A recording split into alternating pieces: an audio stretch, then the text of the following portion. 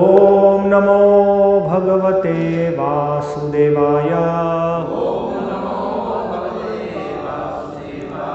श्रीमद्भागवतम स्कंद 3 अध्याय का शीर्षक कर्दम मुनि तथा देवहूति का परिणय। श्लोक संख्या 26-27। आमंत्र्य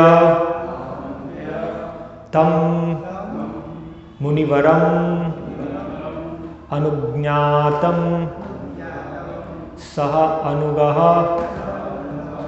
प्रतस्थे रथम आरुह्य सभार्यः स्वपुरं नृपः उभयोः ऋषिकुल्यायाः सरस्वत्याः सुरोधसोः ऋषीणाम् उपशान्तानां पश्यन् आश्रमसम्पदः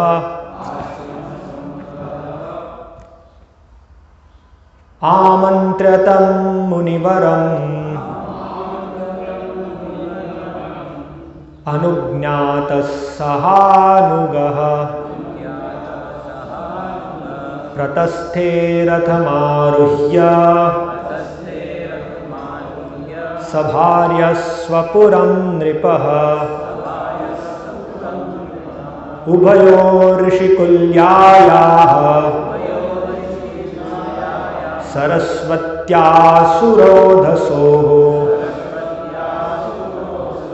ऋषीणाम् उपशान्तानां पश्यन्नाश्रमसम्पदः आमन्त्र्य तं मुनिवरम् अनुज्ञातः सहानुगः प्रतस्थे रथमारुह्य सभार्यः स्वपुरं नृपः उभयोर्षिकुल्यायाः सरस्वत्यासुरोधसोः ऋषीणामुपशान्तानां पश्यन्नाश्रमसम्पदः आमन्त्रयतं मुनिवरम् अनुज्ञातः सहानुगः प्रतस्थे रथमारुह्य सभार्या स्वपुरं नृपः उभयोर्षिकुल्यायाः सरस्वत्यासुरोधसोः ऋषीणामुपशान्तानां पश्यन्नाश्रमसम्पदः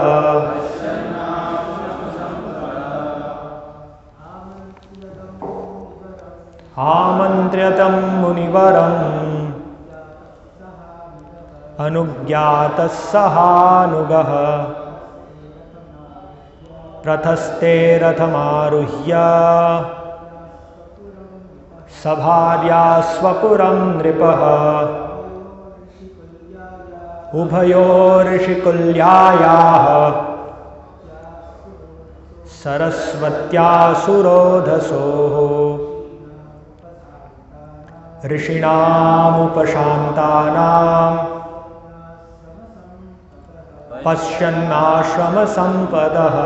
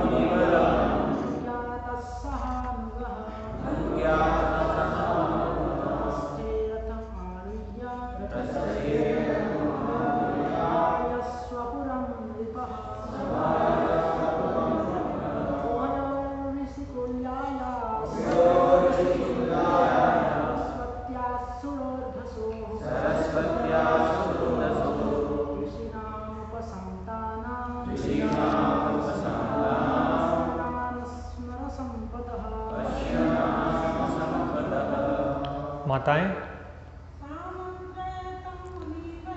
आमंत्रय तम मुनिवरम अनुज्ञात सहानुगः प्रतस्थे रथमारुह्य सभार्या स्वपुरं नृपः उभयोर्षिकुल्यायाः सरस्वत्यासुरोधसोः ऋषीणामुपशान्तानां पश्यन्नाश्रमसंपदः। शब्दार्थ आमंत्र्य जाने की अनुमति लेकर, तम उससे, मुनिवरम मुनियों में श्रेष्ठ, कर्दम से, अनुज्ञातः जाने की अनुमति पाकर, सह अनुगः अपने सेवकों सहित, प्रतस्थे प्रस्थान किया, रथमारुह्य रथ में चढ़कर, सहभार्यः अपनी पत्नी के साथ, स्वपुरम अपनी राजधानी को, नृपः राजा, उभयोः दोनों को, ऋषिकुल्यायाः ऋषियों को स्वीकार्य, सरस्वत्याः सरस्वती नदी का, सुरोधसोः सुहावने किनारे, ऋषिणाम ऋषियों का, उपशांतानाम शांत, पश्यन् देखते हुए, आश्रम संपदः सुंदर आश्रम की समृद्धि। अनुवाद एवं तात्पर्य कृष्ण कृपा मूर्ति श्री श्रीमद् अभय चरणारविंद भक्ति वेदांत स्वामी श्रील प्रभुपाद द्वारा अनुवाद। तब महर्षि ने आज्ञा लेते हुए, तब महर्षि से आज्ञा लेते हुए और उनकी अनुमति पाकर राजा अपनी पत्नी के साथ रथ में सवार हुआ और अपने सेवकों सहित अपनी राजधानी के लिए चल पड़ा। रास्ते भर में साधु पुरुषों के लिए अनुकूल सरस्वती नदी के दोनों ओर सुहावने तटों पर उनके शांत एवं सुंदर आश्रमों की समृद्धि को देखते रहे। तात्पर्य, आधुनिक युग में जिस प्रकार बड़ी बड़ी इंजीनियरी और वास्तुकला के कौशल से नगरों का निर्माण किया जाता है, उसी प्रकार प्राचीन काल में ऋषिकुल होते थे जहां साधु सदृश व्यक्ति रहा करते थे। आज भी भारत में दिव्य ज्ञान के अनेक भव्य स्थान हैं। अनेक ऋषि तथा साधु पुरुष आत्मा अनुशीलन के लिए गंगा तथा यमुना के तट पर सुंदर कुटियों में रहते हैं। राजा अपने दल समेत इन ऋषिकुलों से होकर जाते समय कुटियों तथा आश्रमों की शोभा से बहुत प्रमुदित हुआ करते थे। यहाँ पर पश्यन् आश्रम संपदः कहा गया है। ऋषियों के पास उच्च प्रासाद न थे, किंतु उनके आश्रम इतने सुंदर थे कि राजा उन्हें देखकर अत्यधिक प्रसन्न हुए। ओम ज्ञानतिमिरान्धस्य ज्ञानञ्जनशलाकया चक्षुरुन्मीलितं येन तस्मै श्रीगुरवे नमः। श्रीचैतन्यमनोभीष्टं स्थापितं येन भूतले स्वयं रूपकदा मह्यं ददाति स्वपदान्तिकं। वन्देऽहं श्रीगुरो श्रीयुतपदकमलं श्रीगुरून् वैष्णवांश्च। श्रीरूपं साग्रजातं सहगण रघुनाथान्वितं तं सजीवं साद्वैतं सावधूतं परिजनसहितं कृष्णचैतन्यदेवं श्री राधा कृष्ण पादान सहगण ललिता श्री विशाखान्वितंश्च। हरे कृष्ण कृष्ण कृष्ण हरे हरे, हरे राम राम राम हरे हरे। तब महर्षि से आज्ञा लेते हुए और उनकी अनुमति पाकर राजा अपनी पत्नी के साथ रथ में सवार हुआ और अपने सेवकों सहित अपनी राजधानी के लिए चल पड़ा। रास्ते भर वे साधु पुरुषों के लिए अनुकूल सरस्वती नदी के दोनों ओर सुहावने तटों पर उनके शांत एवं सुंदर आश्रमों की समृद्धि को देखते रहे।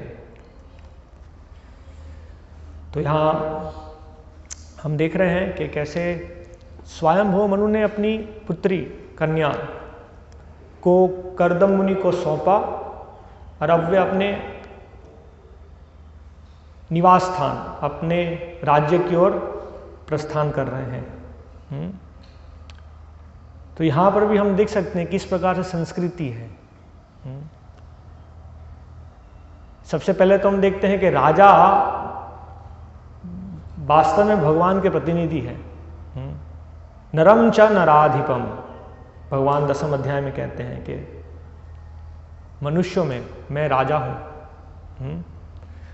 तो राजा भगवान के ऐश्वर्य का प्रकटीकरण, भगवान का जो ऐश्वर्य है, जो क्षत्रिय भाव है, दानम ईश्वर भावश्च क्षात्रम कर्म स्वभावजम।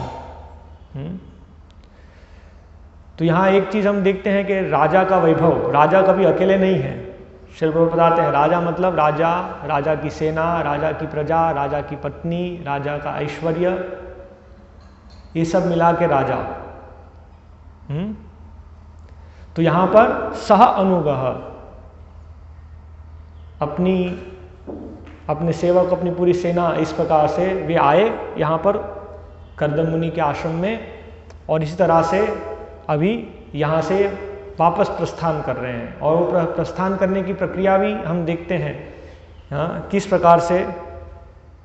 तो जब वे आए और किस प्रकार से कर्दम मुनि के आश्रम में प्रवेश किया और कर्दम मुनि ने किस प्रकार से उनका स्वागत किया, पूर्व अध्याय के तात्पर्य में श्रील प्रभुपाद समझाते हैं कि एक अतिथि का कैसे स्वागत करना चाहिए। अतिथि मतलब बिना पूर्व सूचना के वे उपस्थित हो जाते हैं, अतिथि। इसलिए हमेशा तैयार रहना चाहिए अतिथि का स्वागत करने के लिए। तो ये वैदिक विचार है, अतिथि देवो भवः। वो अतिथि कोई भी हो, शत्रु भी हो तो भी हमें अतिथि का स्वागत करना चाहिए। और ऐसे महाजन, स्वयंभू मनु जैसे महाजन अगर आते हैं तो विशेष रूप से स्वागत करना चाहिए। तो शास्त्र में ऐसे अनेक अनेक उदाहरण हैं। जब भगवान श्री कृष्ण, अर्जुन और भीम जरासंध के यहाँ जाते हैं तो जरासंध किस प्रकार से स्वागत करते हैं। तो वे जरासंध को मारने के लिए आए हैं, लेकिन अतिथि है इसलिए बहुत अच्छी तरह स्वागत होता है। और महाभारत में भी हम देखते हैं दुर्योधन के साथ जब ये युद्ध हो रहा है तो दिन में युद्ध है और रात में सब परिवार, तो रात में उनकी सेवा हो रही है और दिन में युद्ध हो रहा है। तो ये भाव पहले तो हम देखते हैं कर्दम मुनि किस प्रकार से स्वागत करते हैं। और अभी जब जाने का समय है तो आदरपूर्वक स्वयंभू मनु आज्ञा ले रहे हैं, क्योंकि स्वयंभू मनु तो सम्राट है, उनको अनुमति लेने की जरूरत नहीं है। लेकिन सामाजिक दृष्टिकोण से, क्योंकि कर्दम मुनि श्रेष्ठ हैं उनसे, तो उनसे अनुमति ले रहे हैं। तो यहाँ ये शब्द श्रील प्रभुपाद अनुवादित करते हैं, आमंत्रय, जाने की अनुमति लेकर। और जाने की अनुमति लेकर और अनुमति प्रदान की जाती है। अवज्ञातः, जाने की अनुमति पाकर कर्दम मुनि ने जब अनुमति दी तब वे प्रस्थान करते हैं। तो ये बहुत महत्वपूर्ण सब सामाजिक आदान प्रदान है। किसी के घर जाना तो कैसे जाना और फिर वहाँ से विदाई लेना।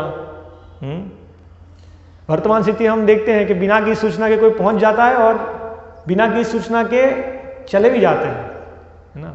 कई बार होते हैं कहाँ गए चले गए। तो ये जो विचार है, हाँ, यहाँ पर ये सब मर्यादा का विचार है।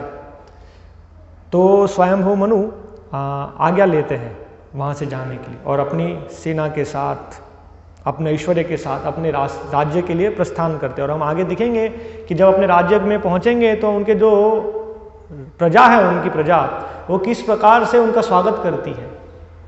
नगर के द्वार पर वे लोग पहुँच जाते हैं राजा का स्वागत करने के लिए। तो कितना अच्छा संस्कृति है, कल्चर है। राजा है, आध्यात्मिक गुरु है, उनका किस प्रकार से स्वागत होना चाहिए, क्योंकि वो भगवान के प्रतिनिधि है। तो ये यहाँ हम देख रहे हैं। तो अपने रथ पर आरूढ़ होकर, और बहुत ही ऐश्वर्यवान रथ, यहाँ आगे के अध्याय में वर्णन आता है। जब वे कर्दम मुनि के आश्रम के लिए जाते हैं, वहाँ वर्णन है कि स्वयंभू मनु अपनी पत्नी सहित स्वर्ण आभूषणों से सुसज्जित अपने रथ पर आरूढ़ हुए। तो उनका रथ कैसा, पूरा स्वर्ण आभूषणों से सुसज्जित। ये राजा का चिन्ह है, इस प्रकार से राजा का वैभव होना चाहिए। और ऐसा वर्णन है कि जो श्रेष्ठ चीजें हैं वो सभी राजा को प्रदान करनी चाहिए। तो पहले ऐसा होता था, जैसे कोई व्यापारी दूसरे राज्य में जाएंगे और किसी श्रेष्ठ चीज़ को देखेंगे तो वो खरीद देते थे उस चीज़ को। जैसे उन्होंने किसी बहुत ही उच्च प्रजाति की किसी गाय को देखा, या उच्च प्रजाति के घोड़े को देखा, या रत्नों को देखा, जहाँ पर उनको लगा कि ये बहुत अच्छी चीज़ है, तो वे उसे खरीद लेते थे और राजा के लिए लेकर आते थे, उनको भेंट के रूप में देते थे। या तो राजा उसका मूल्य देते थे प्रसन्न होकर, या भेंट के रूप में उसे स्वीकार करते थे। तो इस प्रकार से सबसे अच्छी चीज़ें वो समाज में राजा के लिए होनी चाहिए, वो उनका ऐश्वर्य है। तो यहाँ पर उनके स्वर्ण आभूषणों से सुसज्जित उनका रथ, उस पर आरूढ़ होकर वे अपने राज्य के लिए प्रस्थान कर रहे हैं। और जब वे प्रस्थान कर रहे हैं तो वे सरस्वती नदी, ये जो सब पवित्र नदियां हैं, गंगा, यमुना, सरस्वती, इनका भगवत भक्ति, भगवत विज्ञान, आध्यात्मिक जीवन से संबंध है। तो ये दोनों ओर जा रहे हैं। यहां वर्णन आता है, रस्ते भर वे साधु पुरुषों के लिए अनुकूल सरस्वती नदी के दोनों ओर सुहावने तटों पर उनके शांत तथा सुंदर आश्रमों की समृद्धि को देखते रहे। तो राजा दोनों तरफ देख रहे हैं कि कितने सुंदर तट है सरस्वती नदी के, ये कितना अनुकूल वातावरण है आध्यात्मिक जीवन के लिए, और वहाँ कितने सुंदर आश्रम हैं सब साधु पुरुषों के। अनुकूल वातावरण में आध्यात्मिक जीवन में किस प्रकार से प्रगति हो रही है। तो ये एक वास्तव में राजर्षि का लक्षण है, वो आध्यात्मिक ज्ञान में प्रवीण है। जैसे कल हमने देखा, भगवान कहते हैं कि जो समाज के उच्च वर्ग हैं, ब्राह्मण हैं, क्षत्रिय है, ये सब आध्यात्मिक ज्ञान में उन्नत है, इसलिए उनको उच्च वर्ग कहा गया है।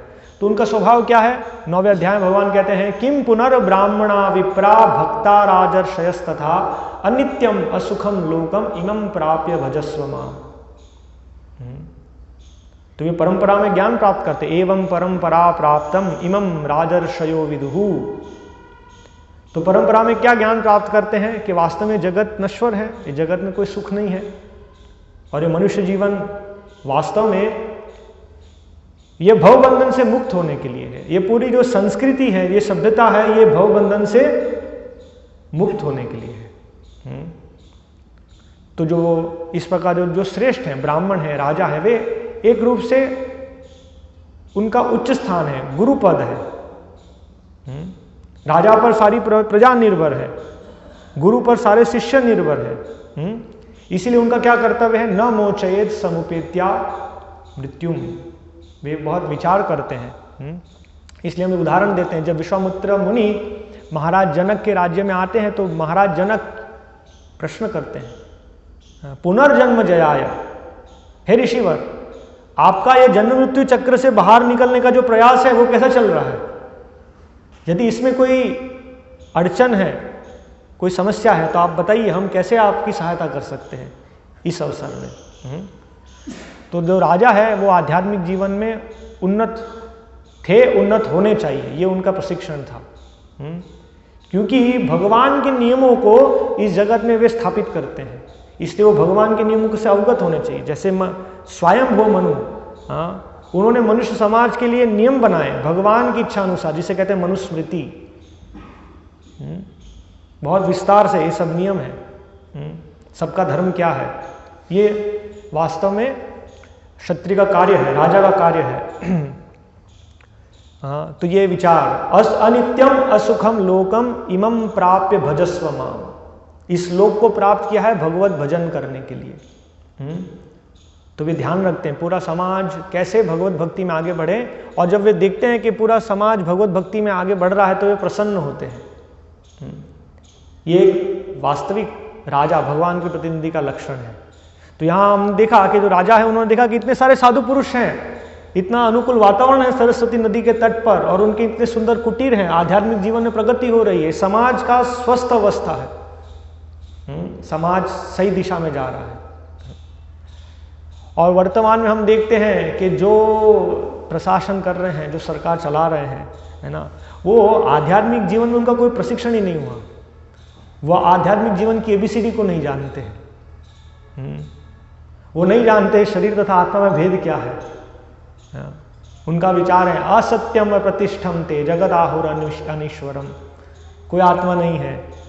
उनकी स्थिति क्या, इसीलिए असंस्कृत जो मनुष्य जीवन के शुद्धिकरण के संस्कार हैं, है ना, वो संस्कार कभी हुए नहीं हैं, आध्यात्मिक गुरुओं से कभी उन्होंने मार्गदर्शन प्राप्त नहीं किया। क्रियाहीन, शुद्धिकरण की कोई क्रिया नहीं हुई है। तो क्या स्थिति है, म्लेच्छा राजन्य रूपीण, राजर्षि नहीं है, म्लेच्छ। तो वे जब देखते हैं कि आध्यात्मिक जीवन में प्रगति कर रहे हैं तो वे समझ ही नहीं पाते इस चीज को, कहते हैं ये तो समय वेस्ट हो रहा है। जब आध्यात्मिक जीवन में आगे बढ़ने के लिए ऐसे कुटीर और इतना सुंदर, ऐसी सुंदर नदी, उसमें ये सुंदर आध्यात्मिक वातावरण, ये देखकर वो प्रसन्न नहीं होते, उनको लगता है ये सब क्या है, ये तो समय वेस्ट हो रहा है ना।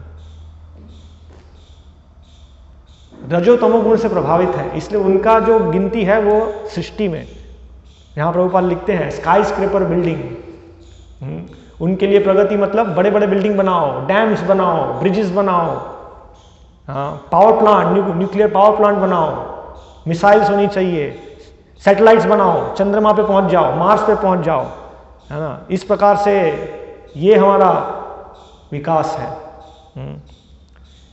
रावण की भी ऐसी योजना थी, सीढ़ी बनाओ, सीधा यहाँ से स्वर्ग पहुंच जाए, बिना किसी अनुष्ठान के सीधा स्वर्ग पहुंचना है। तो ये वास्तव में आध्यात्मिक जीवन का बोध नहीं है।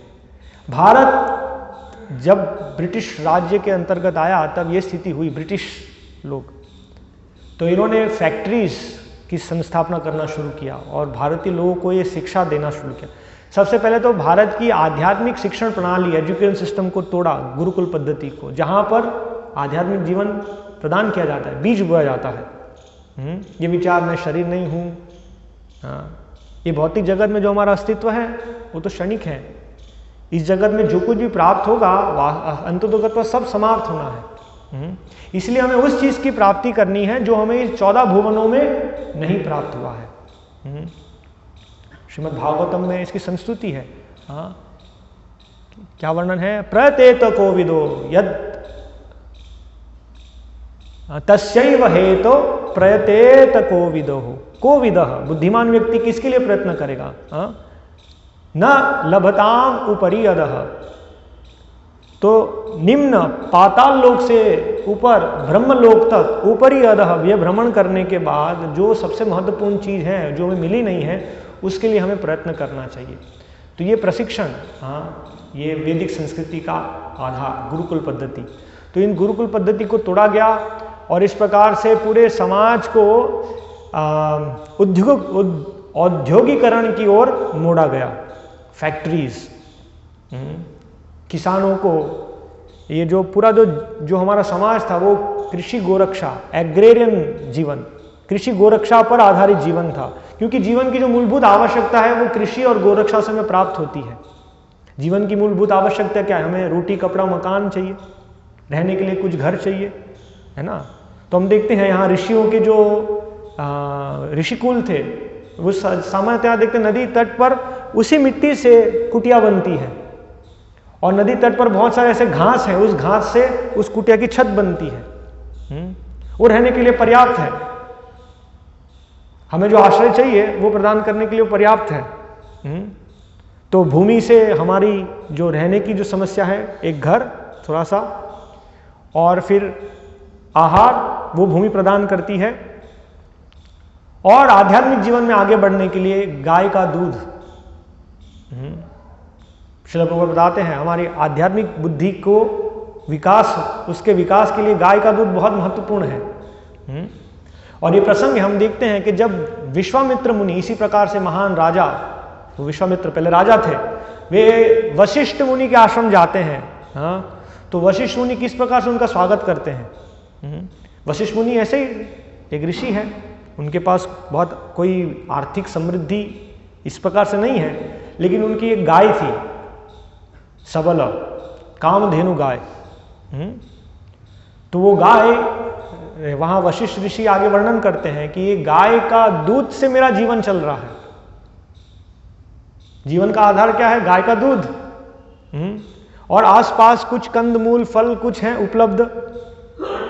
जो सरस्वती नदी है उसके तट पर बिंदु सरोवर और वहाँ जो ऋषिकुल है उनके आश्रम, उसका वर्णन पूर्व अध्याय में हुआ है। किस प्रकार से बहुत ही अच्छे पेड़ जिसमें हर ऋतु के फल हैं, पुष्प है भगवान को अर्पण करने के लिए, किस प्रकार से सुंदर पक्षी है, इस सब का वहाँ विस्तार से वर्णन हो रहा है। तो हम देखते हैं कि जो गाय का दूध है वो आध्यात्मिक जीवन के लिए कितना महत्वपूर्ण है। सुखदेव गोस्वामी के विषय में भी वर्णन आता है श्रीमद् भागवतम में। वे किसी गृहस्थ के घर जाते थे, उतने समय तक रुकते थे जितना गाय के दूध दोहन के लिए हो। वे भिक्षा में कुछ दूध मांगते थे और उस दूध से उनका जीवन निर्वाह होता था। वास्तव में ये हमारी आध्यात्मिक जीवन के लिए बहुत जरूरी है। तो ये महत्व।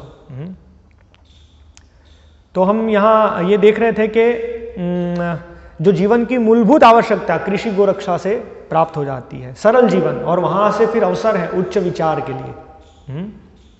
तो स्वयंभू मनु ये देखकर बहुत प्रसन्न हुए। वर्तमान स्थिति में जब हमारे राजनेता है ये देखते हैं कि इतना सरल जीवन है, आध्यात्मिक जीवन के लिए इतना समय है, इतना प्रयास हो रहे हैं, तो वो कहते हैं ये तो समय का वेस्ट है। तो जब ब्रिटिश ये फैक्ट्रीज इंट्रोड्यूस किए, भारतीय ये जो पहली जनरेशन थी, विशेष रूप से पंडित जवाहरलाल नेहरू, उन्होंने इसको पकड़ लिया। और उनका विचार था कि ये मंदिर वास्तव में इससे लाभ नहीं है, ये आध्यात्मिक जीवन इससे लाभ नहीं है। आधुनिक भारत के मंदिर होंगे ये फैक्ट्रीज, उद्यम, इंडस्ट्रियल रिवॉल्यूशन। तब भारत में बड़े बड़े मैन्युफैक्चरिंग प्लांट्स एस्टेब्लिश हुए, स्टील प्लांट्स, बोकारो, राउरकेला, दुर्गापुर, ऐसे भिलाई। और लोगों को ये शांत जीवन, जो वास्तव में मनुष्य जीवन का उद्देश्य है, उससे निकाला गया कि कार्य करो फैक्ट्रीज में, दिन रात कार्य करो और सुखी रहो। लेकिन सुख की प्राप्ति नहीं हुई, प्रयास चलता रहा, अभी सुख मिलेगा, अभी सुख मिलेगा, पैसा मिलेगा, फिर हमारे पास बहुत सारी चीज़ होगी खरीदने के लिए और हमें सुख मिलेगा, लेकिन सुख नहीं मिला। क्योंकि सुख है कहाँ, है ना। सुख प्राप्ति के लिए हमें पहले जानना पड़ेगा सुख क्या है। और वो जो सुख है वो वास्तव में सत्वगुण से प्राप्त होगा। सत्वात् संजायते ज्ञानम। तो ये भगवद गीता के 14वें अध्याय में पूरा प्रकृति के गुण और इस गुण से अलग अलग लक्षणों का भगवान वर्णन करते हैं। तो वर्तमान समय में ऐसा है कि आध्यात्मिक जीवन में प्रगति को समझ नहीं पाते हैं, गुणों का प्रभाव है। तो ये वास्तव में 14वें अध्याय में भगवद गीता में भगवान हमें बहुत स्पष्ट ज्ञान देते हैं। ये 5वें श्लोक से शिक्षा प्रारंभ होती है।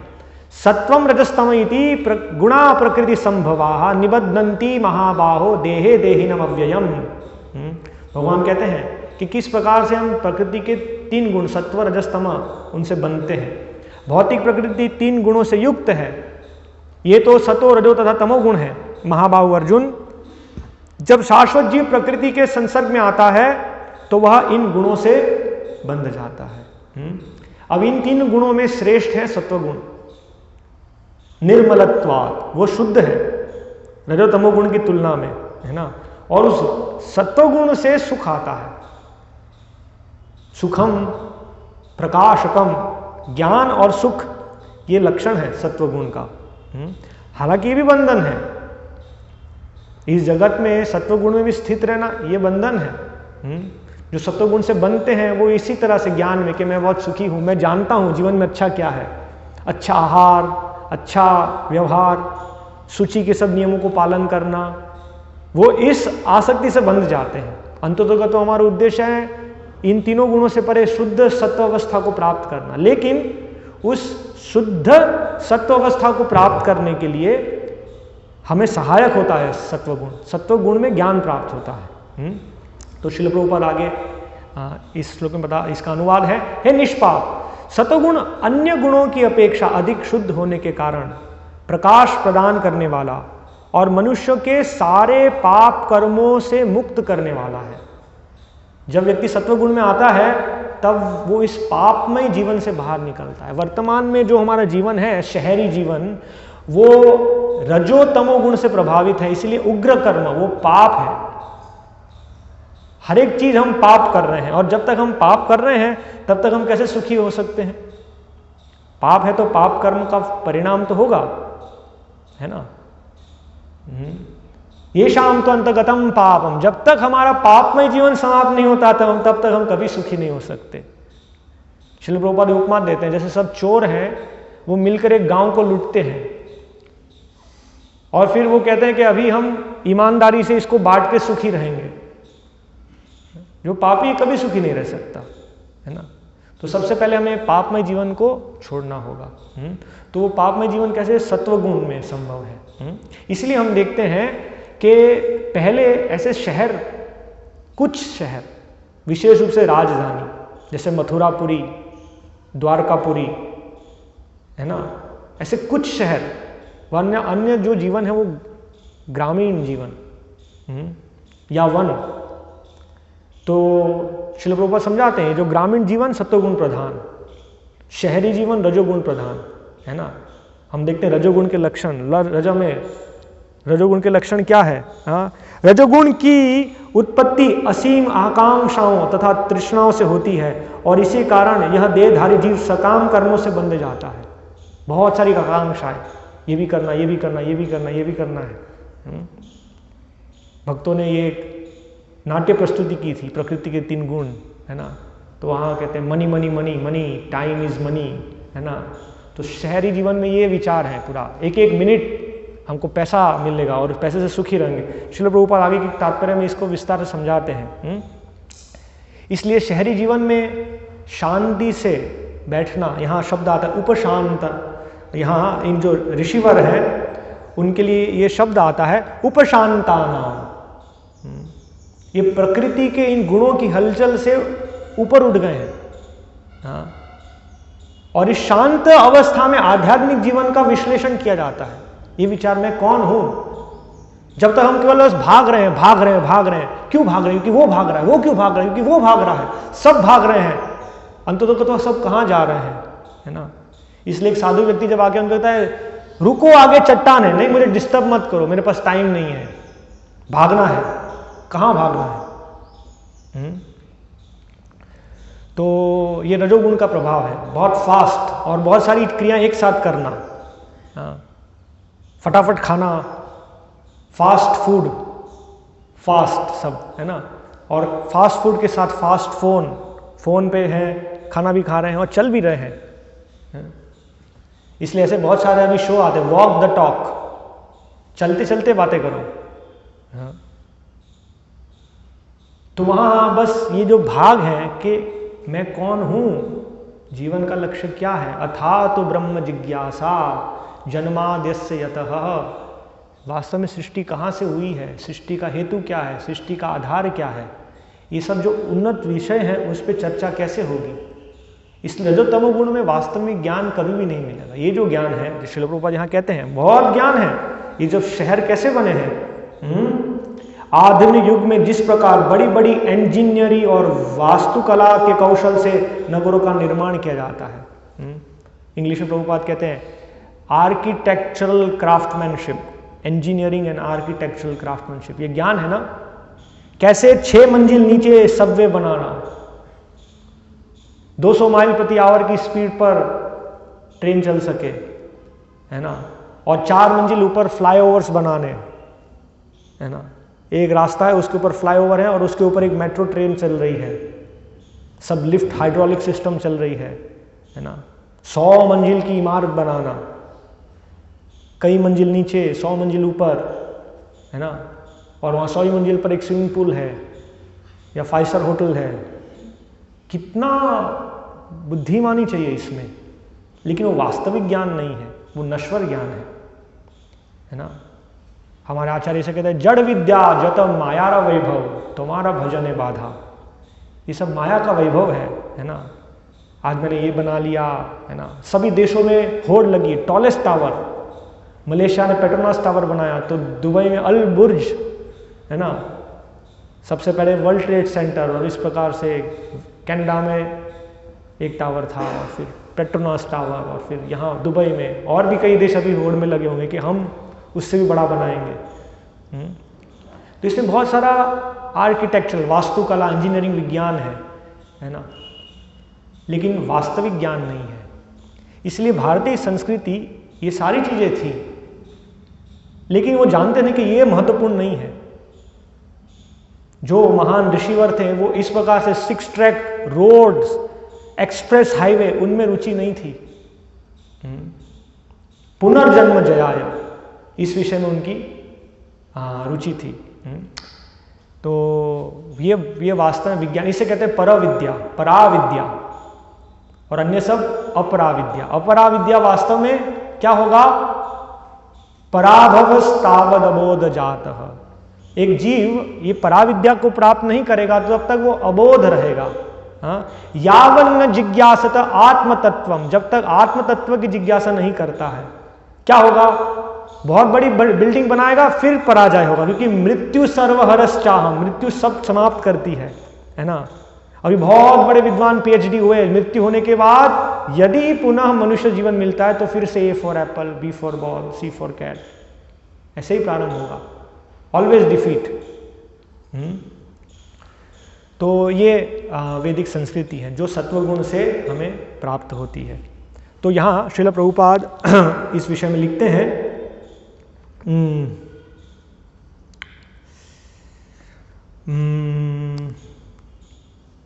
सर्वप्रथम सत्वगुण का विचार किया गया है।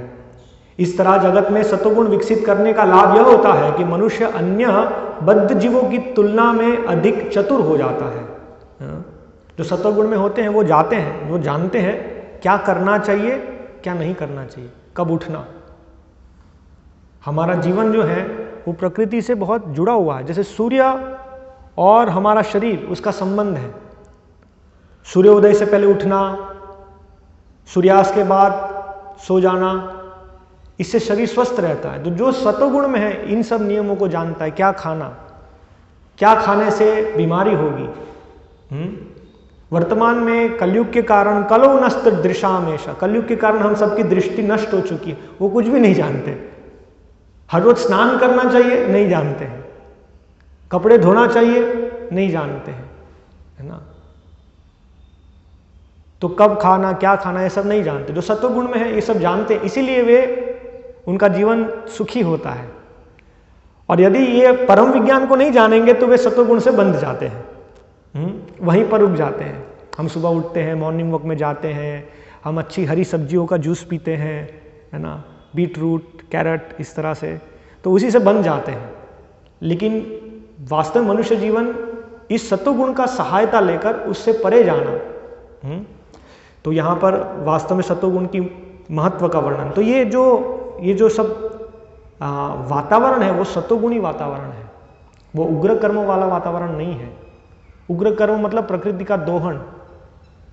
ये सब बड़ी बड़ी जो इमारतें बनती है किस प्रकार से, हजारों टन स्टील, पहले तो भूमि का शोषण करके उस आयरन ओर निकालो, फिर बड़े बड़े स्टील के चैनल्स, बीम्स बनाओ, उससे 100 मंजिला बिल्डिंग, और बिल्डिंग बनाने में, है ना, तो आदि मध्य अंत में ही कष्ट है।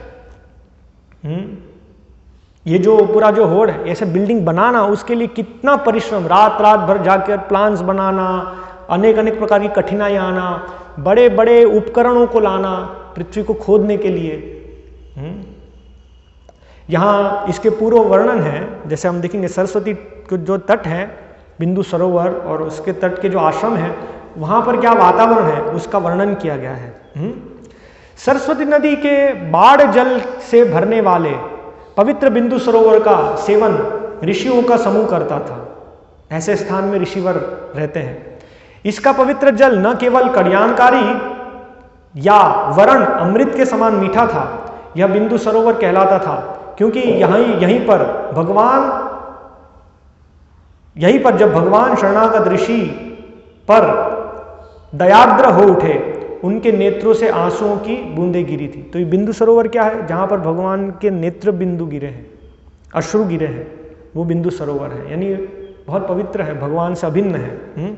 अभी जो तट है और सरस्वती नदी का जो तट है उसका वर्णन। सरोवर के तट पवित्र वृक्षों तथा लताओं के समूह से घिरे थे, जो सभी ऋतुओं में फलों तथा फूलों से लदे रहते थे और जिनमें पवित्र पशु तथा पक्षी अपना अपना बसेरा बनाते थे और विविध प्रकार के पूजन करते थे। यह स्थान वृक्षों के कुंजों की शोभा से विभूषित था। यह प्रदेश मत वाले पक्षियों के स्वर में प्रतिध्वनित था। वहां पर बहुत ही सुंदर ध्वनि करने वाले पक्षी, कोयल, कोकिल शास्त्र में कहते हैं, है ना। तो वे भेद करते हैं क्या चीज अच्छा है क्या बुरा।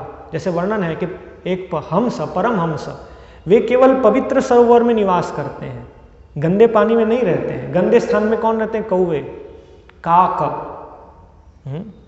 शहर में हम देखते हैं कि बहुत सारे ऐसे स्थान हैं, लैंडफिल्स, जहां पर शहर का सारा कूड़ा कचरा एकत्रित किया जाता है ना। चित्रों में केवल अच्छी अच्छी इमारतों का दृश्य दिखता है, लेकिन जहां पर ये शहर का कचरा डाला जाता है उसका तो कोई फोटो नहीं दिखाते। लेकिन वहां हम देखते हैं कि वहां कौवे मंडराते हैं।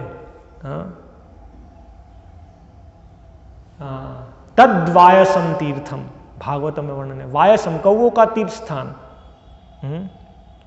तो वे वहां पर निवास करते हैं। लेकिन यहां पर हम देखते हैं पवित्र जल और ऐसे पवित्र पक्षी और उनकी मधुर ध्वनि।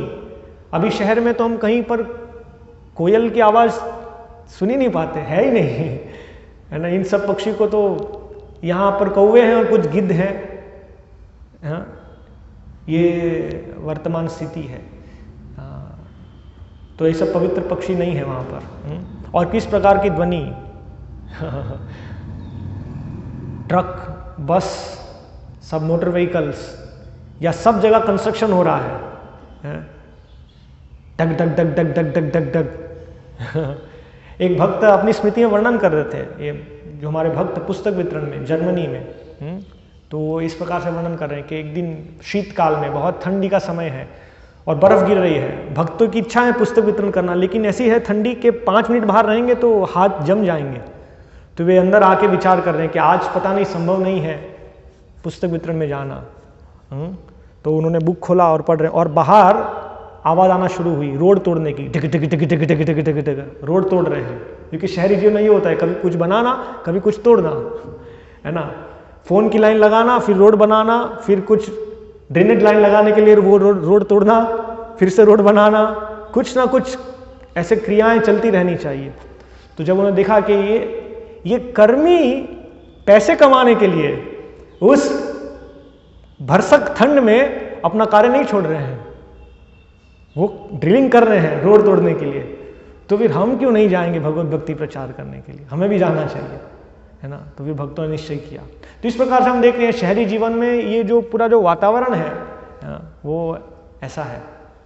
ध्वनि रात को 2 बजे भी हम देखते हैं। श्रील प्रभुपाद कई प्रवचन वर्णन करते हैं, प्रभुपाद लेक्चर दे रहे हैं और आवाज आती है वाह वाह वाह वाह। तो ये क्या है? Fire brigade. क्या के शहरों में हमेशा ये फायर ब्रिगेड की आवाज गूंजती रहेगी, कहीं ना कहीं आग लग रही है। वास्तव में ये जो भौतिक जगत है उसकी स्थिति ऐसी, भव महादावाग्नि, निर्वापणम नहीं हो रहा है ना। सब फायर ब्रिगेड है, फायर ब्रिगेड है, अभी तो हेलीकॉप्टर में और इस प्रकार से उनकी व्यवस्था है कि कहीं पर भी आग लगे उपकरण, और हर शहर के हर एक जोन में एक फायर ब्रिगेड सेंटर होता है, वहां पर 4-5 बड़ी बड़ी गाड़ियां। क्यों? क्योंकि इतनी आग लग रही है। तो कहीं एम्बुलेंस जा रही है 108, तो कहीं पुलिस की वाहन जा रही है और कहीं फायर ब्रिगेड जा रहे हैं। ये पूरा जो जीवन है भागो भागो है ना, लेकिन आध्यात्मिक जीवन के लिए कहीं विचार नहीं है, इसलिए उग्र कर्म। और ये उग्र कर्म मतलब पाप पर आधारित जीवन, जिस प्रकार से प्रकृति का दोहन। वास्तव में हम देखते हैं शहरी जीवन, जो हमें लगता है शहरी जीवन, लेकिन शहर अपने आप में अपूर्ण है। शहर केवल अपने आप में चल नहीं सकता है, शहर चल रहा है ग्रामीण जीवन पर आधारित। एक शहर अपने 50 किलोमीटर के क्षेत्र की हर एक वस्तु को खा जाता है। शहर का जो वर्क पावर है, मैन पावर, कहां से आता है? गांव से आता है। जो ये उद्योग है वो कैसे चल रहे हैं? कहां से श्रमिक वर्ग आ रहे हैं? सब गांव से। वहां नवयुवकों को सिखाया जाता है ये सब खेती छोड़ो, फैक्ट्री में आओ। जैसे यहाँ हमारे पास बड़े बड़े उद्योग है ना, अलग अलग इंडस्ट्रियल एरिया है, मंडी द्वीप, गोविंदपुरा ना, तो वर्क फोर्स कहाँ से आता है? गांव से आता है। उस शहर का खाद्य सामग्री कहाँ से आता है? जो आसपास के गांव उत्पादन करते हैं, जो भूमि की उपजाऊ चीजें हैं वो शहर ले लेता है, सब्जियां, अनाज। जो पानी है वास्तव में वो सब इन सुंदर ग्रामीण क्षेत्रों से जो पानी है वो सब शहर खींचता है। हम देखते हैं बड़े बड़े कैनाल्स और पाइपलाइंस बनाए जाते हैं। जैसे नर्मदा जी का पानी यहाँ होशंगाबाद से यहाँ लाया जाता है ना। हम देखते हैं गुजरात में, दक्षिण गुजरात से वो पानी अहमदाबाद और आगे भरूच और कच्छ 500 किलोमीटर तक उस पानी को ले जाया जाता है ना। तो ये सब कहाँ से आता है? शहरी जीवन में तो कुछ अपने आप में है नहीं। जो भी रिसोर्सेज हैं वो इन सब वास्तव में जो हमारी जो आवश्यकता है वो इस जीवन में है। तो और ये सब पाप में जीवन पर आधारित है। हम देखते हैं ये शहरी विकास, लोभ और असीमित आकांक्षाएं, तो हमें और चाहिए, जल्दी चाहिए, कैसे भी चाहिए, कुछ भी करो चाहिए, ये जो विचार है। तो इस तरह से हम देखते हैं वर्तमान में जो अनाज का उत्पादन है वो ये दवाई डालो, पेस्टिसाइड डालो, है ना, केमिकल फर्टिलाइजर डालो, भूमि को तो देना ही पड़ेगा। इसे कहते हैं हरित क्रांति, ग्रीन रिवॉल्यूशन। पृथ्वी का शोषण कैसे करना, उसको हमने अच्छा नाम दे दिया ग्रीन रिवॉल्यूशन। लेकिन थोड़े समय में आपकी जमीन सब बंजर हो जाएगी और इस जमीन का केमिकल आपके जल स्रोतों में जाएगा। वो जल जब हम पिएंगे तब बड़ी बड़ी बीमारियां होंगी। हम देखते हैं पंजाब में अभी क्या स्थिति है, जमीन बंजर हो गई है और वो जल पीने से कैंसर हो रहा है। ये हमारी हरित क्रांति का परिणाम। फिर इस प्रकार से अभी हम सोच रहे हैं श्वेत क्रांति। श्वेत क्रांति मतलब जो गाय जिनकी माता के रूप में सेवा होती थी उनको हमने एक दूध देने का मशीन बना दिया है। बड़े बड़े डेयरी संस्थान में वहां कोई व्यक्ति नहीं है ग्वाले के रूप में जो गाय का दूध निकालते हैं, सेवा नहीं होती है। वो गाय को एक स्थान में रख दिया जाता है जहां वहीं उसको सूखी घास दी जाती है और विचार किया जाता है कैसे अधिक से अधिक दूध प्रोडक्शन हो, उसकी योजनाएं बनाई जाती है। कौन सा हार्मोन देने से दूध ज्यादा मिलेगा, क्या खिलाने से दूध ज्यादा मिलेगा, वो कहीं जा नहीं सकती है ना। और दूध निकालने के लिए अडर मशीन है जहां पर सक्शन होता है वैक्यूम से, उससे दूध निकाला जाता है। और जब वो गाय दूध देने की अवधि उसकी पूरी हो जाती है तो वो अभी नॉन प्रॉफिटेबल एंटिटी उस संस्थान के लिए, अभी उसको क्या करेंगे, उसको भेजना पड़ेगा कसाई खाने। ये एक और शहर का चिन्ह है, बड़े बड़े कसाई घर। शहर मतलब क्या, कसाई घर, बड़े बड़े शराब की दुकानें, अनियंत्रित पुरुष स्त्री संगति, वर्क कल्चर जिसे हम कहते हैं, और नशा, ये सब जुआ, व्याभिचार, ये सब शहरी। हर एक शहर, इस जगत के सारे शहर इन 4 पाप कार्यों पर निर्भर है। मांसाहार, नशा, जुआ, व्याभिचार, ये सब पर आधारित है ये शहरी जीवन। तो वहां आध्यात्मिक जीवन का कहां विचार हो सकता है। तो हम ये समझ रहे थे कैसे पापपूर्ण जीवन है। अभी हम शहर में रहते हैं, हम जो दूध पीते हैं हमें पता नहीं है वो क्या गाय सुरक्षित है, किस प्रकार से वो दूध मिल रहा है है ना। एक एक कार्य में हम जो अनाज ले रहे हैं वो किस प्रकार से उत्पन्न हुआ है। हम इधर उधर जा रहे हैं बाइक में, कार में, लेकिन वो पेट्रोल कैसे आ रहा है? वो पेट्रोल भूमि का शोषण करके हम ले रहे हैं। समुद्र के बीच में हम पेट्रोल निकाल रहे हैं। बड़ी बड़ी रिफाइनरीज हैं, और रिफाइनरी का जो प्रदूषण होता है, बड़े बड़े जहाजों में ऑयल यहाँ से वहाँ, वहाँ से वहाँ, है ना, हजारों किलोमीटर की पाइपलाइंस चाहिए। ये विद्युत जिस पर हमारा पूरा जीवन टिका हुआ है, वो विद्युत भी कैसे टक करके हम ऑन करते, ट्यूबलाइट ऑन होता है, लेकिन वो खाली एक स्विच नहीं है, वो भी पृथ्वी की सतह से कई वर्ग फीट नीचे पूरा खोद कर कोयला निकाला जाता है। जो भारत के पूर्वी प्रांतों में रहते हैं वे जान पाएंगे कि वहाँ पर कैसा पूरा नीचे खोद कर क्या स्थिति कर दी है। और वर्तमान में तो बाहर के देशों से कोयला लाया जाता है बड़े बड़े जहाज़ों में। फिर यहाँ पर रेलवे सिस्टम्स हैं उस कोयले को ट्रांसपोर्ट करने के लिए, बड़े बड़े पावर हाउसेज हैं, है ना, कोयला जलाकर विद्युत उत्पन्न की जाती है, बड़े बड़े ट्रांसमिशन लाइन हैं, स्टेशन, सब स्टेशन, हजारों लाखों लोग दिन रात डे शिफ्ट नाइट शिफ्ट कार्य कर रहे हैं। और जब उनको हम कहते हैं आध्यात्मिक जीवन, तो कहते हैं टाइम नहीं है, आई डोंट हैव टाइम, क्योंकि हमें बिजली लाना है ना। तो ये जो वर्तमान में जो हमारे नेतागण हैं वो आध्यात्मिक ज्ञान में अबोध है, इसलिए वो प्रसन्न होते ये सब तथाकथित प्रगति को देखकर।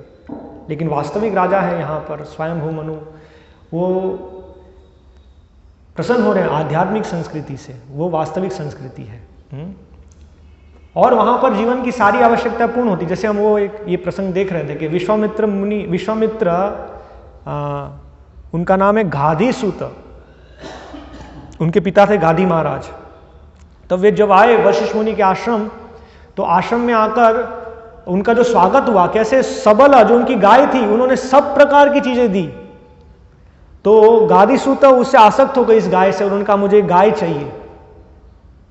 और वशिष्ठ उनको मना करते हैं कि गाय तो मैं नहीं दे सकता, क्योंकि मेरा जीवन इसी गाय पर आधारित है, और मैं जो भगवान की सेवा कर रहा हूँ, यज्ञ के लिए जो भी आवश्यक सामग्री है वो ये गाय प्रदान करती है, तो ये मैं नहीं दे सकता। उन्होंने कहा कि इस गाय के बदले में मैं आपको 1 लाख गाय दूंगा। तो वशिष्ठ कहते हैं 1 लाख नहीं, कई लाखों गाय दे दीजिए, फिर भी मैं ये गाय नहीं दे सकता। आप विश्व का सारा धन दे दीजिए, क्योंकि मुझे धन से आसक्ति नहीं है, ये मेरी सेवा के लिए सहायक है। तो हमने देखा कि विश्वामित्र ने पूरा बल लगाया, फिर भी वशिष्ठ को पराजित नहीं कर सके। वहां सबला कहती है कि जब वशिष्ठ कहते हैं कि मैं तो एक दरिद्र ब्राह्मण हूं, कैसे मैं राजा से युद्ध करूंगा, तो सबला कहती है आप केवल मुझे कहो रुक जाओ, सारी सेना मैं उत्पन्न करूंगी। और फिर वो सबला उनके शरीर से फिर पूरी सेना उत्पन्न होती है, और किस प्रकार से विश्वामित्र को पराजित करते हैं। तो वास्तव में हम देखते हैं कि सुख संपत्ति क्या है, उसको देखने के लिए हमें चक्षु चाहिए।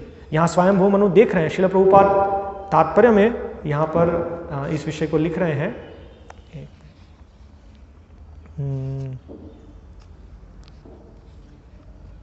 आश्रम संपदः, इस ये एक शब्द प्रभुपाद यहाँ कहते हैं।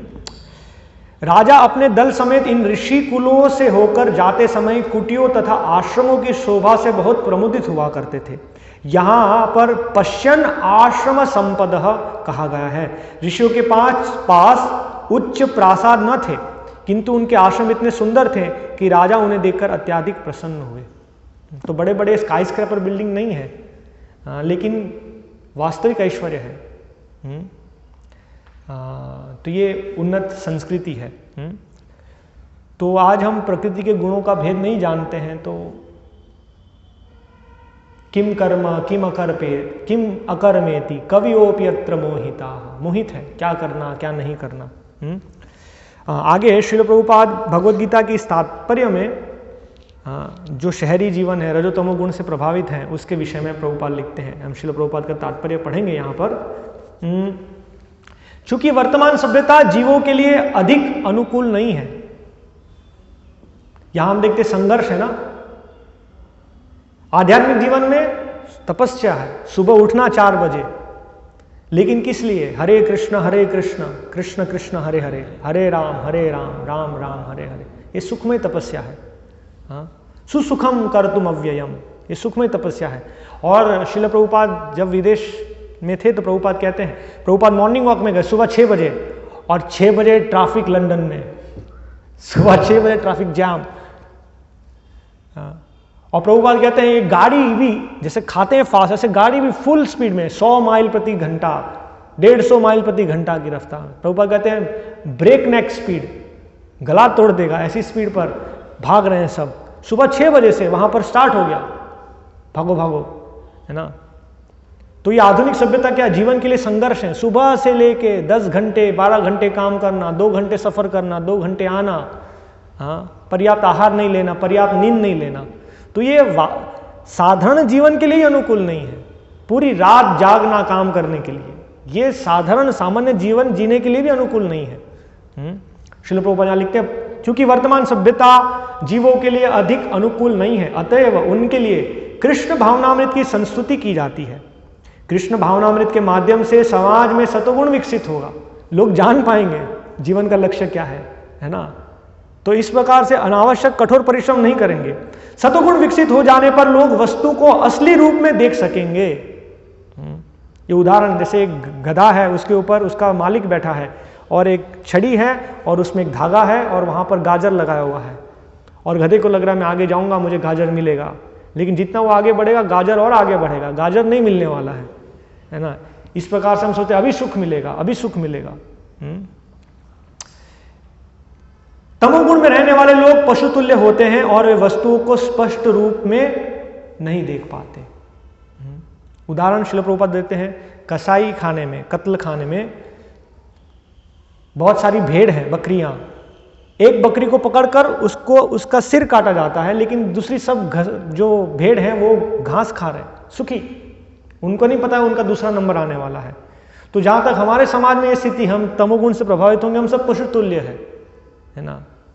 हम समझ ही नहीं पाएंगे कि हम कहाँ जा रहे हैं और जीवन का उद्देश्य क्या है।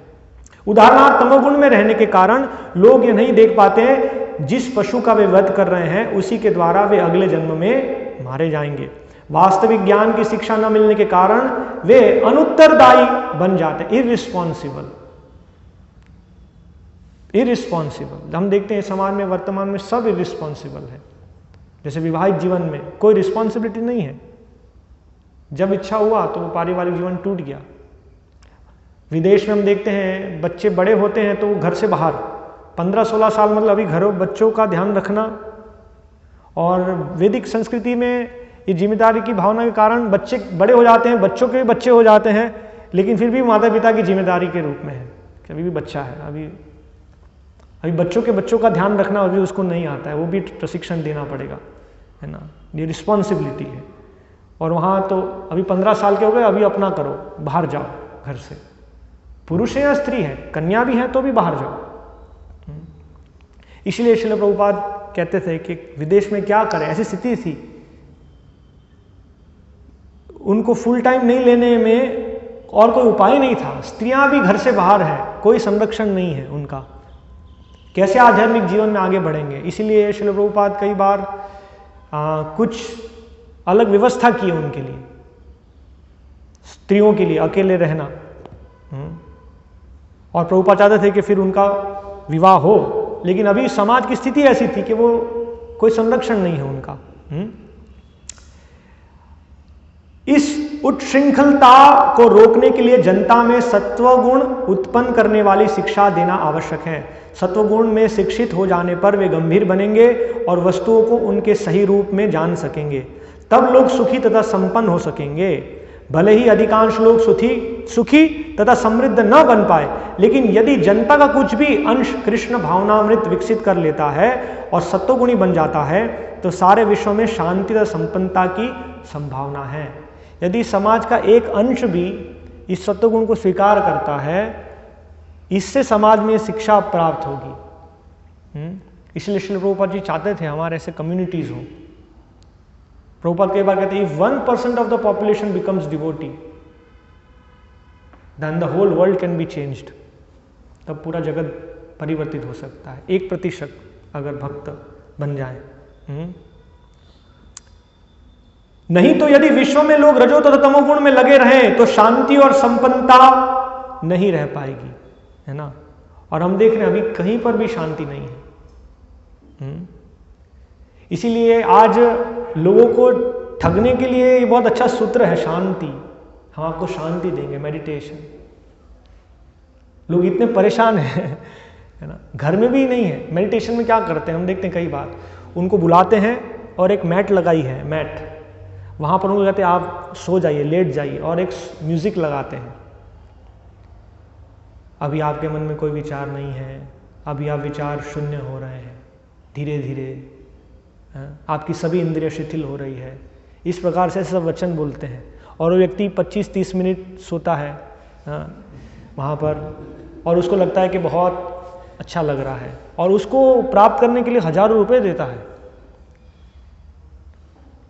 कई बार उनसे पूछेंगे आप 1000 रुपए ले रहे हैं, वो तो घर में भी कर सकता था। बोले घर में भी नहीं कर पाएगा, ये रजो तमोगुण के कारण बाहर भी अशांति है, घर में भी अशांति है।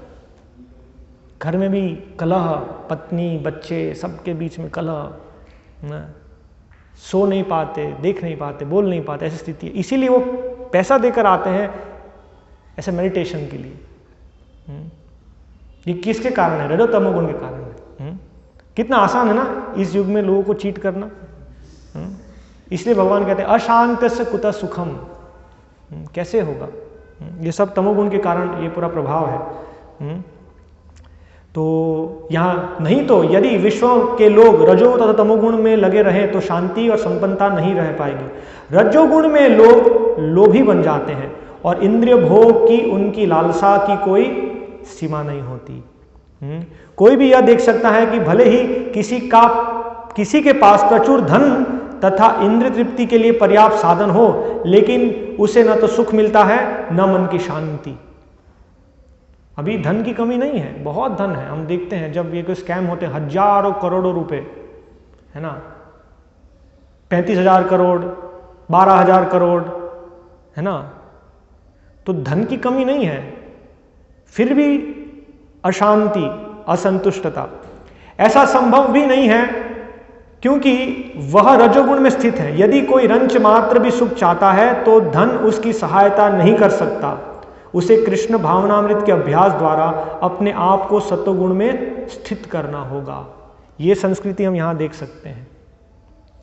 राजा के पास सारा ऐश्वर्य है, लेकिन राजा प्रसन्न हो रहे हैं कि जो ऋषिगण हैं वो उनसे उन्नत है, वो ये धन के पीछे नहीं भाग रहे, क्योंकि ये सारा धन भी उन्हें वास्तव में संतुष्ट नहीं कर सकता।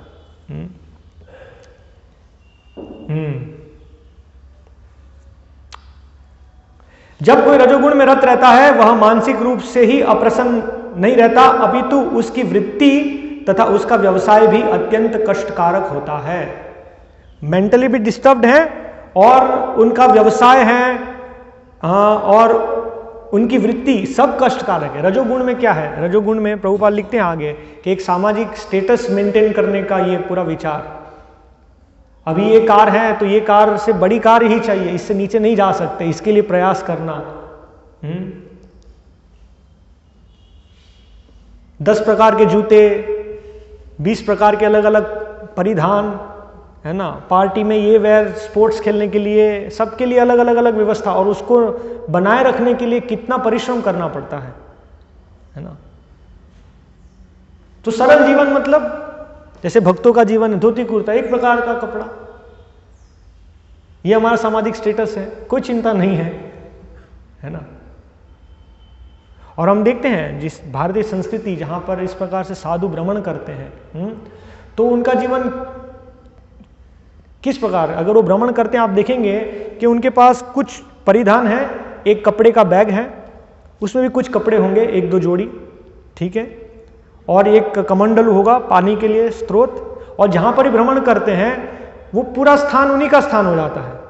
मतलब ये जगत में भ्रमण कर रहे हैं, वो पूरा विश्व उनकी संपत्ति, वो जहां सोते हैं वो उनका स्थान, जिस नदी में वो स्नान करेंगे वो उनका स्थान, है ना। और प्रभुपाद कहते हैं कितना अच्छा वातावरण है भारत में। जिस नदी में स्नान किया पहले वहीं कपड़े धोए और किसी पेड़ पे वो कपड़े रखे, स्नान किया, स्नान करके आए, तब तक कपड़े सूख गए हैं, है ना। जीवन की ज्यादा कोई आवश्यकता नहीं है। और जो इस प्रकार से आध्यात्मिक ज्ञान में प्रवीण है वो जानते हैं कि इस जगत की कोई भी संपत्ति मेरी नहीं है। ईशोपनिषद की जो पहली शिक्षा है, ईशावास्यमिदं सर्वम, इससे अवगत है, सब कुछ भगवान का है, कृष्ण का है। यद किंच जगत्याम जगत तेन ध्यत्तेन भुंजिता मागृत कस्य स्विद्धनम, केवल हमारी आवश्यकता मात्र हमें स्वीकार करना, अन्य कुछ मेरा नहीं है। और जिनके पास बहुत संपत्ति है उनको रात को नींद नहीं आएगी, कोई ले लेगा, टैक्स है इतना, ये होने वाला है, वो होने वाला है, अतिक्रमण होगा, है ना। जैसे पहले सबके पास बहुत सारी भूमि थी, 200 एकड़ 300 एकड़, गवर्नमेंट ने सीलिंग एक्ट लाया, कुछ 50 एकड़ या 55 एकड़ से ज़्यादा जमीन नहीं ले सकते, सबकी जमीन गवर्नमेंट ने ले ली। फिर मन में चिंता है, अभी किसी बेनामी किसी और के नाम पर भूमि होनी चाहिए, 200 एकड़ है, 100 एकड़ इनके नाम पे है, 100 एकड़ इनके नाम पे है ना। तो ये सारी चीज़ें हम देखते हैं वर्तमान में चल रही है। तो यहाँ हम देखते हैं कि सत्वगुण के सिवा जीवन निर्वाह करना भी बहुत कठिन हो जाएगा।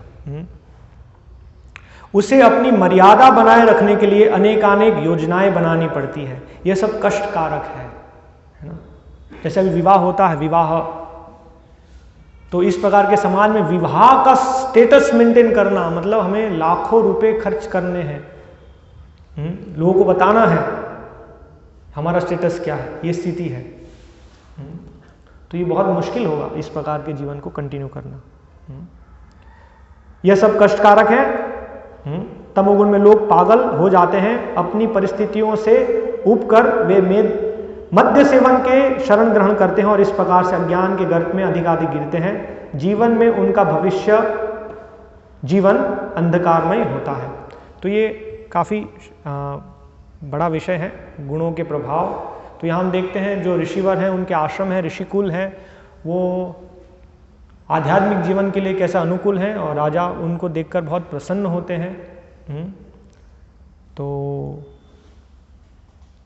भक्त समाज भी इसी सिद्धांत पर आगे बढ़ना चाहिए।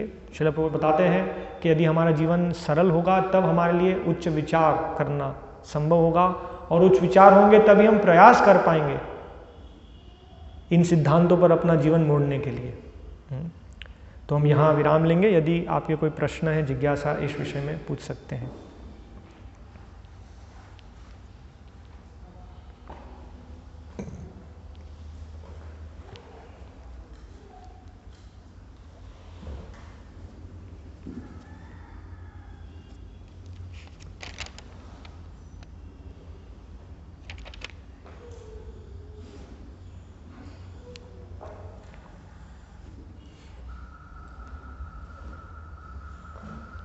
श्रीमद् भागवतम की जय, श्रील प्रभुपाद की जय।